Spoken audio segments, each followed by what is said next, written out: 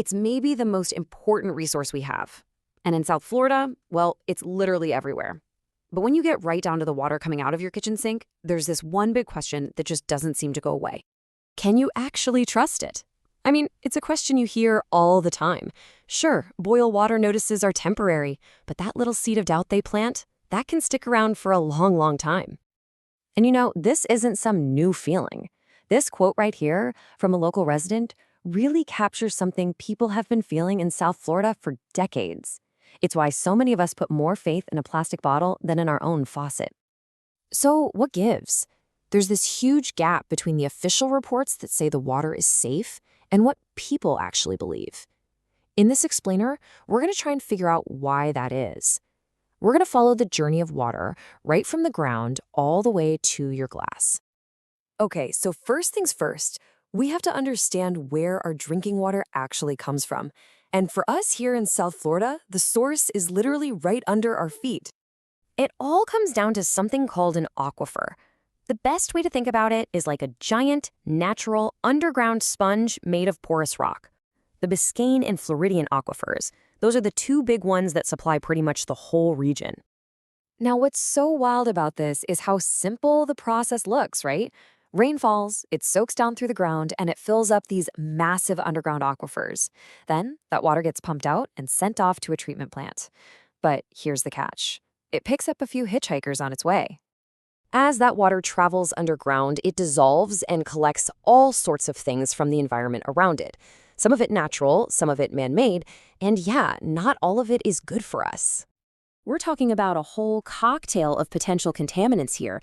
You've got pesticides from farms and maybe even your own lawn, viruses and bacteria from old sewage systems, even radioactive chemicals from industrial sites. All of this stuff can seep into the raw water supply before it ever gets treated. This quote from Professor Nairish Kumar, wow, it really hits home, doesn't it? It's just a super stark reminder of that direct line between what we do every day and the water we end up needing to drink. So, knowing all that junk can get into the water, how in the world do we make it safe to drink?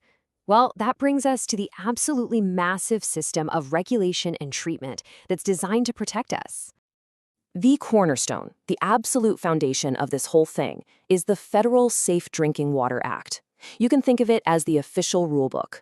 It tells water utilities exactly how much of a specific, known pollutant is legally allowed to be in the water that ends up in your home. And here's the crucial thing to understand. The goal isn't always to get to zero contaminants. Take arsenic, for example. The law says it's actually acceptable for tiny traces to be in your water, just as long as it's below that legal limit of 10 parts per billion. And to put that into perspective, 1 part per billion is like a single drop of ink in an entire swimming pool.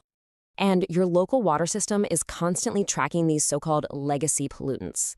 Stuff like arsenic, lead, barium, chromium, they are all on the list. They're being monitored and regulated to make sure they stay within those legal safety limits. So if you just go by the rules for these known legacy pollutants, the official answer to our big question is yes, the water is officially deemed safe to drink. But, as you might have guessed, that is not the whole story. And this is where the story really takes a turn. The reason for all that public distrust, it often has nothing to do with the pollutants we can see and regulate, but with the ones we can't. Let's talk about something called emerging pollutants. These are chemicals from all sorts of products we use every single day. Think about it. Pharmaceuticals, personal care products like shampoo and sunscreen, even the flame retardants in our furniture. When we use them, they go down the drain and into the water system. But here's the kicker. They aren't regulated or even routinely tracked.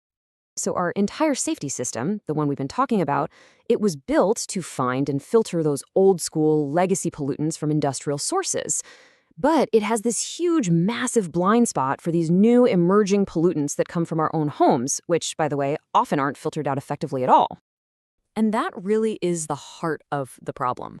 As experts point out, our water treatment facilities, a lot of them built or updated way back in the 80s, they were just never designed to handle this brand new class of microscopic chemical contaminants.